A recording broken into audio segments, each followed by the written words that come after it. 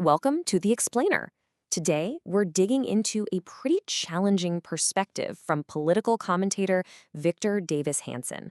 He's got this idea that America, it's this global giant, right? But its biggest enemy, it might just be itself. We're going to explore his views on foreign policy, global power, and those deep, deep divisions at home. So, Hanson kicks things off with this quote. And what he's doing here is pointing out what he sees as a massive contradiction in how people talked about President Trump's foreign policy. One day, he's painted as Hitler, a reckless warmonger. The very next, he's Neville Chamberlain, a weak appeaser. And for Hanson, look, this isn't just partisan noise. He sees it as a sign that people are deeply, deeply confused about what's actually going on. According to Hanson, this whole flip-flopping view completely misses the point. He argues it shows a fundamental misunderstanding of the strategy at play.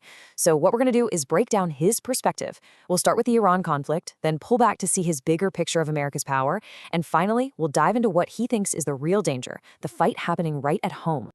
All right, first up, the Iran strategy.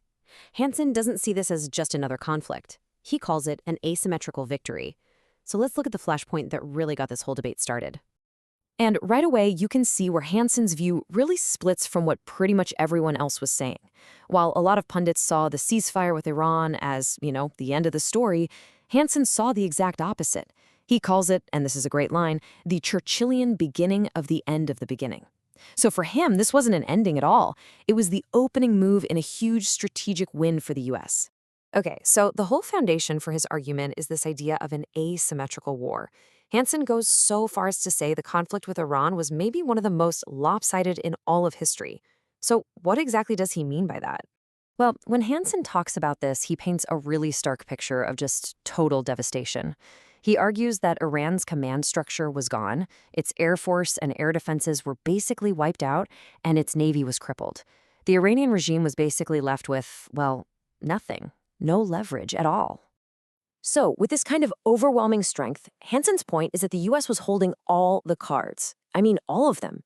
The options on the table were pretty clear. Declare victory and walk away, cripple Iran's economy by going after its oil, or keep escalating militarily. From his perspective, the U.S. was in the driver's seat completely. All right, so that's the Iran piece. And this brings us right to Hanson's second big idea. He uses that Iran example as a kind of springboard to talk about America's real place in the world, which he describes as a modern-day colossus. Hanson really pushes back against this narrative you hear all the time, this idea of decline and pessimism. He points to headlines like this one from Forbes calling this era humanity's darkest times. And he just asks, is that really true? And that's the question Hanson puts right on the table. Is this popular story of American decline actually accurate? Or, as he suggests, does the United States really stand over the world like some kind of modern colossus? And to back this up, he does something pretty clever. He just looks at what was happening in a single week. You had the U.S. pulling off a special forces rescue deep inside Iran, while at the same time launching a mission to the far side of the moon and dismantling a regional military power. And on top of all that, dominating global culture, higher education, and leading the entire world in oil and gas production. All at once.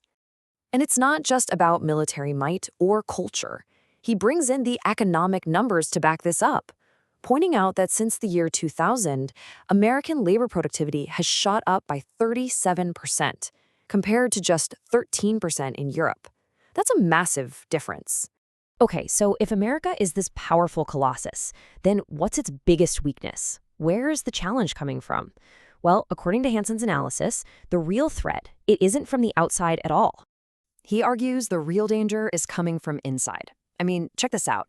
He points to a poll that found a staggering 41% of people, get this, would be willing to cut a family member out of their life over political disagreements. That's a huge number. So why is this happening? In Hanson's view, this internal split is being driven by a huge shift in American politics. He claims that Trump's presidency was a catalyst that just completely transformed the Democratic Party, pushing it miles away from where it used to be. He even reframes that whole domestic debate we always hear about spending. When people criticized a proposed defense budget as the largest ever, Hanson source-fired back that if you look at it as a piece of the whole economy, as a percentage of GDP, it's actually just a drop in the bucket compared to what was spent during World War II or the Cold War. And all this leads to the absolute core of his warning. Hansen concludes that the real dangers America is facing aren't foreign armies. He says it's these internal fractures, racial tribalism, issues with entitlements, border security, and something he calls a loss of cultural deterrence. Okay, so let's pull all these threads together. This brings us to the final part of his analysis, and really the core idea of this whole thing: a nation divided.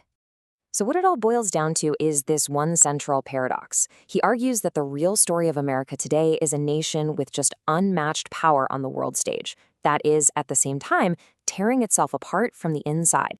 And that leaves us with a really provocative final question. It takes the whole conversation away from just foreign policy and turns it into something much deeper. It's about a question of national identity. I mean, seriously, what happens when a global giant's biggest fight is with itself?